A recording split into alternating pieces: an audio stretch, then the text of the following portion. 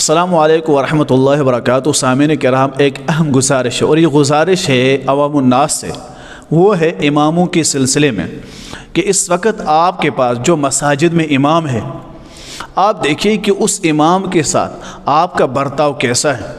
کہیں ایسا نہ ہو کہ قیامت کے دن مسجد کے ذمہ داران اور مسجد کے جو عوام ہے ان کی پکڑ صرف اس وجہ سے ہوں گے کہ ان کے اعمال سب سائڈ میں رکھ دیے جائیں گے، انہیں کہا جائے گا کہ آپ لوگ جہنم میں جاؤ، اور اس کی وجہ یہ ہوگی کہ انہوں نے اپنے مسجد کے امام کے ساتھ زیادتی کی ہو۔ وجہ یہ ہے کہ آپ بتائیے، ہر کوئی بندہ جانتا ہے، اخلاقاً بھی اور شریعتاً بھی ہر کوئی بندہ جانتا ہے کہ اگر کوئی بندہ آپ کے گھر پر مزدوری کرے اور آپ اس کی مزدوری کے بدلے اس کی مزدوری نہ دے، اس کا عذاب، اس کا وبال، اس کا گناہ اس بندے پر ہوگا جو اس کی مزدوری کھائے۔ کہ یہ صرف مزدور تک ہی محدود ہے؟ آپ کی مسجدوں میں جو امام ہے اس کی تنخواہ آپ نے کتنی رکھی ہے؟ اگر آپ دیکھیں گے اس وقت مساجدوں میں بعض علاقوں میں بعض جگہوں پہ اماموں کی تنخواہ 3-3 ہزار، ایک امام کو 22 سال ہوئے 3 ہزار سے زیادہ اس کی تنخواہ نہیں بڑھائی گئی، نائب امام کی تنخواہ 2000۔ یہ مسئلہ میں نے دیکھا ہے لکھنؤ میں، اور ایک واقعہ حیدرآباد، یہ دیکھیے کشمیر، ہندوستان اور ہر جگہ کی یہ واقعات بتا رہا ہوں۔ حیدرآباد کا واقعہ ہے کہ ایک امام جہاں نماز پڑھاتے، جمعہ پڑھاتے ہیں، نماز بھی، درسگاہ، مکتب، سب کچھ، اور ان سے اذان بھی دلواتے اور مسجد کی صفائی بھی کراتے، ان کی تنخواہ 7000 ہے۔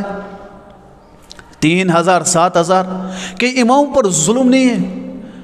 یاد رکھیں، جو بندہ بھی اماموں کے ساتھ یہ برتاؤ کرتا ہے وہ لکھ کر لے، دین کو ختم کرنے میں اس کا سب سے زیادہ ہاتھ ہوتا ہے۔ جو بندہ اماموں کے ساتھ غلط طریقے سے پیش آتے ہیں، اماموں کی تنخواہیں کم کرتے ہیں، وہ شخص چاہے مسجد کے ذمہ دار ہو، مسجد کے عوام ہو، وہ لوگ دین کو مٹانے میں سب سے زیادہ آگے رہتے ہیں اور دین مٹانے میں ان کا ہاتھ ہوتا ہے۔ اس کی مثال یوں ہے، کیونکہ اگر وہ اماموں کی تنخواہیں کم رکھتے ہیں، اماموں کو عزت نہیں دیتے، اماموں کو تنگ کرتے ہیں، تو آئندہ امام بننے کے لیے کوئی تیاری نہیں ہوگا، مدرسے میں پڑھنے کے لیے کوئی یہ تیاری نہیں ہوگا، قرآن پڑھنے کے لیے کوئی یہ تیاری نہیں ہوگا۔ کیوں نہیں تیار ہوگا؟ اس کا رویہ، کیونکہ آپ نے اس کے ساتھ اچھا سلوک نہیں کیا، آپ نے اس کے ساتھ اچھا تعلق نہیں رکھا، آپ نے اس کو اس کا حق نہیں دیا، اس کا جتنا معاوضہ بنتا تھا آپ نے نہیں دیا۔ جب اس کا معاوضہ کھایا، اس کا حق آپ لوگوں نے کھایا، تو سمجھ لینا کہ دین کو مٹانے میں، دین کو گرانے میں، دین کو آگے بڑھنے نہ دینے میں آپ کا ہاتھ ہے۔ امام جو دن رات محنت کرے، سب سے بڑے تبلیغ تو مسجد کا امام کرتا ہے، 5 وقت کی نماز کے لیے آتا ہے، تنخواہیں کتنی ہوتی تھوڑی سی، اس کے بعد باتیں، غیبت، اس کے پیچھے اب یہ کیا، یہ کیا، یہ کیا، امام کے پیچھے سب پڑے رہتے ہیں۔ مسجد کے ذمہ داران اپنی قبر اور آخرت کو تباہ نہ کریں، امام کو معاوضہ دیکھیں۔ 3000 میں کس کا گھر چل سکتا ہے آج کے دور میں؟ آپ بتائیے، 3000 میں کیا آتا ہے آج کل؟ اگر یقینی طور پر کہتے ہیں برکت ہے تو امام کی 3000 آپ رکھ لیں، امام کو اپنی 30,000 کی سیلری دے دیں۔ اگر آپ کو امام کی تنخواہ میں برکت دکھ رہی ہے کہ امام کی 10,000 میں برکت ہے، تو امام کے 10,000 آپ رکھ لیں، اپنے بے برکت والے 30,000 امام کو دیکھ لیں، دے دیں، پھر دیکھتے ہیں آپ کو کتنی برکت آئے گی۔ یوں ہی آپ نے بات مشہور کری، جہالت ہے کہ امام کے پیسوں میں برکت ہے۔ برکت ہے یقینی طور پر، لیکن پیسے تو زیادہ ہونے چاہیے، دنیا دار و اسباب ہے، یہ مقدار کو دیکھتے ہیں۔ 1000 روپے میں 2000 کی چیزیں نہیں آئیں گی۔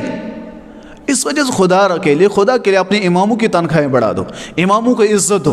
ایسا نہ ہو کہ اللہ آپ کی نسلوں کو تباہ کرے گا اگر آپ نے اماموں کے ساتھ غلط سلوک کیا۔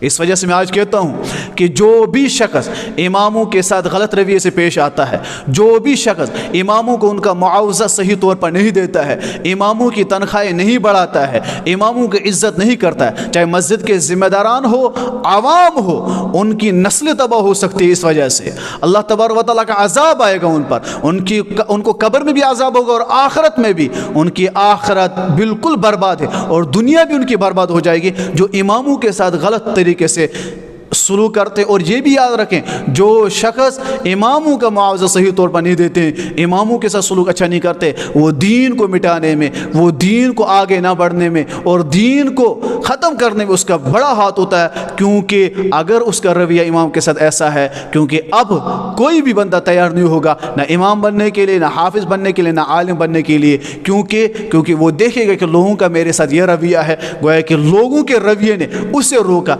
इसके ज़िम्मेदार लोग होंगे और उनको क़यामत के दिन अज़ाब होगा। इस वजह खुदा के लिए इमामों की इज़्ज़त करें, इमामों की तनख्वाह बढ़ाएं। हर इलाके में देख ले कि इमामों की तनख्वाह कम तो नहीं है, इसकी वजह से हम पर मुसीबत तो नहीं है, अज़ाब तो नहीं है। अल्लाह तबारक व तआला हमें सही समझ अता करे और अमल करने की तौफीक अता फरमाए। आमीन सुम्मा आमीन।